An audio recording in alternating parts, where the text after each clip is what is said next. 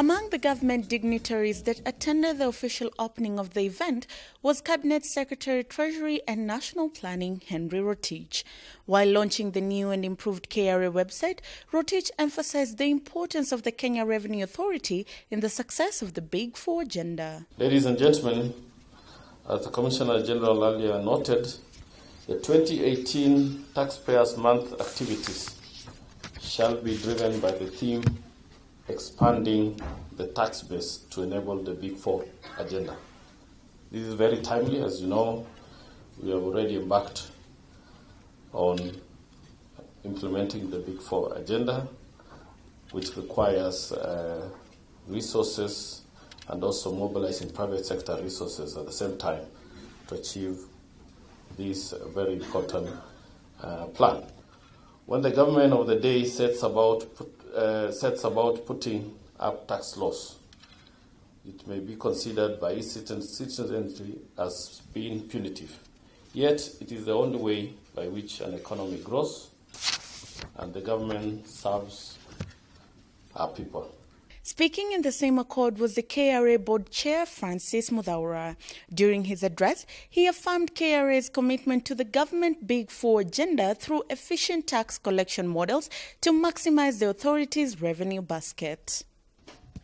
KRA has, over the years, demonstrated its capacity to serve as a key pillar in supporting Kenya's development agenda through efficient revenue mobilization. This achievement has been earned through consistent focus on reforms geared towards modernizing revenue administration processes, both legal and administrative. The Big Four agenda, therefore, coincides with the KRA transformation agenda to create operational efficiency and support Kenya's development aspirations. Unveiled at the event was also the new tax ambassador, former Chief Justice Dr. Willy Mutunga, for his efforts in championing tax remittances and helping the authority realize its tax mandate. While accepting the appointment, Dr. Mutunga urged both the Treasury and the KRA to keenly have a conversation around the welfare of the taxpayer. We all know that 6% of Kenyans live below the poverty line. And we need a tax regime that can lift as many Kenyans as possible out of poverty. And that means we need a tax regime that is fair, progressive, and efficient. One that doesn't punish the poor and rewards the rich.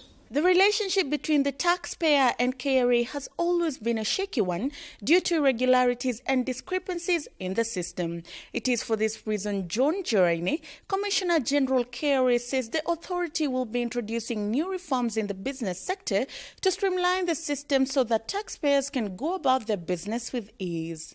Among the key business process reforms that we have undertaken include the reconfiguring of our tax compliance and audit process so as to anchor this on risk profiles and data analysis. This approach, which commonly internally we refer to as data-driven compliance, is meant not only to help us optimize our compliance and audit interventions, but in addition to ensure objectivity in our engagements with taxpayers. In doing so, we aim to remove perennial complaints from taxpayers about unfairness and bias in audit selection. We also provide standardization in the approach to dispute resolution, besides ensuring speedy resolution. Through this program, we aim to substantially reduce the number of tax disputes finding their way into the judicial system, with the ultimate goal being to resolve at least 80% of our tax disputes. With a number of activities lined up for the Taxpayers Month, such as corporate social responsibility programs, one-on-one outreach to the taxpayers and the Tax Summit, it is the hope of KRA that by the end of the month, they would have built a solid relationship with taxpayers.